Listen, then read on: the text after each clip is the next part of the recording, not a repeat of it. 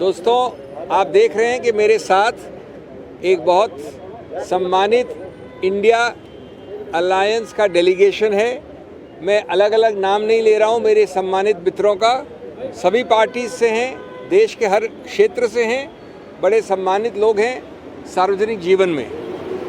हम लोग सब इकट्ठे होके इंडिया की तरफ से करीब करीब 1 घंटा पौने घंटा बिता के आए हैं। हमने मुख्य रूप से 2 मुद्दे उठाए। पहला मुद्दा कि एक तो 11 दिन का विलंब वोटर परसेंटेज के प्रकाशन में नहीं होना चाहिए, नहीं हो सकता। लेकिन उससे ज़्यादा महत्वपूर्ण, ज़्यादा चिंताजनक, जो वोटर परसेंटेज में वृद्धि हुई है वो पहले दिन प्रकाशित आंकड़े और 11 दिन या 5 दिन या 7 दिन बाद प्रकाशित आंकड़ों में लगभग 5.5% है। एक में 5 दशमलव कुछ, एक में 5.7%। नंबर 1। नंबर 2, अगर आप इसको तुलनात्मक रूप से देखें 2019 के चुनाव में, तो इन्हीं फेजेस में ये आंकड़े जो बदले थे वो लगभग 2, 2.5, 1, 1.25% थे, जो इस बार 5.5 या 5.7% हैं। यानी तुलनात्मक रूप से इतनी वृद्धि हमने 2019 के चुनाव में फेजेस के दौरान नहीं पाई। नंबर 3, इसमें यह प्रश्न उठता है लाजमी कि अगर आप जल्द से जल्द तुरंत प्रकाशन कर दें तो अटकलें नहीं हो, संदेह नहीं हो, प्रश्न चिन्ह न हो कि क्या कौन सी कॉन्स्टिट्यूंसीज़ हैं जहाँ पर ये हुआ है, कौन सी कॉन्स्टिट्यूंसीज़ हैं सिर्फ यही कॉन्स्टिट्यूंसीज़ हैं जहां अचानक वृद्धि हुई है, जहां पर सत्तारूढ़ पार्टी पहले हारी है। इन सब को बचाने के लिए, इन सब प्रश्न चिन्हों से अवॉइड करने के लिए आवश्यक है कि चुनाव आयोग जल्द से जल्द ये प्रकाशन करे। ये हमारा कंप्लेंट कई दिन पहले दिया गया था। ये थोड़ी दुर्भाग्य की बात है कि आज हमें समय दिया 5 बजे का और 4, सवा 4 बजे इसको अपलोड किया गया, इसका जवाब चुनाव आयोग द्वारा। हम तो इसको देख के अवलोकन करके आगे बढ़े हैं, लेकिन मैं समझता हूं कि जो हमको आंतरिक रूप से बताया चुनाव आयोग ने, उसमें बहुत संशोधन, सुधार का स्कोप है। और ये विश्वसनीयता, ये विश्वास, ये समर्थन जो चुनाव आयोग के संस्थापक रूप से है, उसको मेंटेन करना अति आवश्यक है। संक्षेप में दूसरी बात और भी चिंताजनक है। दूसरी बात बहुत चिंताजनक है। आज सिर्फ कांग्रेस पार्टी को लीजिए आप, तो माननीय मोदी जी और माननीय गृह मंत्री जी के मामले में लगभग 11 याचिकाएं, कंप्लेंट्स दी गई हैं। ज़्यादातर सब हमने ही, मैं खुद आया हूं कई बार, हमने खुद ने लिखित रूप से दी है, और मेरे जो यहाँ सब मित्र हैं उनकी पार्टियों ने भी दी है। और उसमें 2024 अप्रैल से शुरू होता है। अप्रैल से आज आप आ गए हैं मई तक, और चुनाव खत्म होने वाले हैं 3 हफ्ते बाद। आपने अभी तक इसके अगेंस्ट कोई एक्शन नहीं लिया। मैं सिर्फ बात कर रहा हूं माननीय प्रधानमंत्री और माननीय गृह मंत्री के बारे में।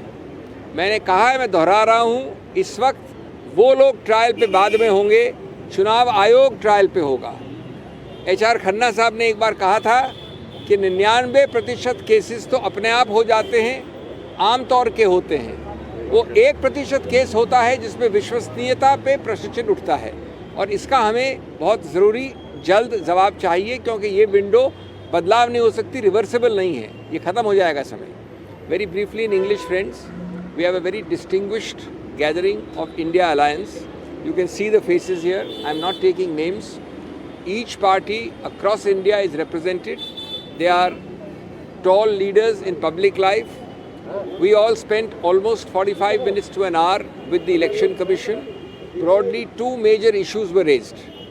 Issue number 1 was one of great trust deficit, question mark, and a feeling of alarm and distress that 11 complaints by the Congress alone, and in total more than 15-20 complaints by all parties put together, against the Honorable Prime Minister, against the Honorable Home Minister, starting, mind you, from April, early April, 6th April is the first one, 2024, have not been addressed.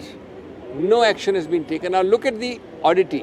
One, you have sent notices after a long gap and not to the offenders. You have, for the first time in the history of the Election Commission, sent notices to party presidents. I have yet to see that I will be vicariously liable because my friend here has done something. I have not understood this meaning. Number two, we are not told what is the response, what is the action being taken, why there is a delay. Number three, this is an irreversible window. It touches upon level playing field, it touches upon free and fair elections, it touches upon democracy, it touches upon basic structure. The custodian of all these constitutional values is the Election Commission. If they don't act promptly, it would be a complete abdication of constitutional duty. And fourthly, there is no joy to us to go to the Supreme Court and get directions saying, why don't you decide? This is not the way constitutional functionaries should function. We are distressed and there is no satisfactory answer why these people are not touched. The second issue we raised was about non-publication or publication with extreme delay of the voter turnout percentages. And we made three quick points before I end. One, that the difference here of voter percentage increase is 5.74% or 5.5%. The comparable figure in the 2019 elections, the first three phases, was 2%, 1%, 2.5%. This time it is double. Number two, we are not given a stamp of approval by published figures of the EC. We are told to calculate on our own because there is real-time data available with the candidates or with the voting app. That may be so, but the stamp of approval of a published absolute figure and a percentage figure by the EC carries its own constitutional weight. We have asked for that. And thirdly, you have to avoid this delay and avoid this huge discrepancy in figures because it raises unnecessary question marks. Did these increase in votes suddenly occur only in those areas where the ruling party had done badly last time? Did it occur across all constituencies? These are all avoidable questions because transparency and promptitude by the EC will solve them immediately. Thank you very much. Javed so just one second. एक minute एक अलग सा point है. ये अलग point है. पिछले कई बैठकों में चुनाव आयोग के साथ हम लोग इस प्रश्न को उठाते आए हैं. एक तरफ तो चुनाव आयोग मतदान का प्रतिशत बढ़ाने के लिए बहुत सारा प्रयास करता है, लेकिन उत्तर प्रदेश के अंदर खास तौर से पुलिस वहां कुछ लोगों को रेड कार्ड जारी करती है और उस रेड कार्ड में ये चेतावनी देती है कि आप बूथ के आसपास नहीं दिखेंगे, आप चुनाव में बाधा उत्पन्न कर सकते हैं. और आपको जानकर ये आश्चर्य होगा कि ये रेड कार्ड्स की संख्या एक लोकसभा क्षेत्र में 10,000 से लेकर के 60-70 हज़ार तक होती है. इससे चुनाव में मतदान का प्रतिशत प्रभावित होता है. आज चुनाव आयोग ने हमारी बात का संज्ञान लिया और उन्होंने ये आश्वासन दिया है कि आइंदा ऐसा कोई रेड कार्ड जो निश्चित रूप से इल्लीगल है, अवैधानिक है, पुलिस जारी नहीं कर पाएगी. किन्हीं भी लोगों को पुलिस ऐसा रेड कार्ड जारी नहीं करेगी. हमने इस बात के लिए चुनाव आयोग का धन्यवाद किया. उन्होंने ये माना है कि पुलिस द्वारा जारी किया जाने वाला सो कॉल्ड रेड कार्ड अवैधानिक है और वो किसी धारा, किसी नियम, न चुनाव आयोग का न सीआरपीसी का किसी नियम के तहत जारी नहीं होता है. उन्होंने कहा है कि हम आपको आश्वस्त करते हैं कि ऐसे रेड कार्ड आगे जारी नहीं किए जाएंगे. ये रेड कार्ड का एक नमूना है, ये तो वाइट पेपर पर है क्योंकि फ़ोटोकॉपी है. इसके अंदर लिखा हुआ है कि आप चुनाव को प्रभावित कर सकते हैं, आप चुनाव के दिन कहीं दिखेंगे नहीं, इधर नहीं दिखेंगे, उधर नहीं दिखेंगे. तो इस बात को हमने कई बार रेज किया था. आज चुनाव आयोग ने माना है, इसके लिए उनका धन्यवाद.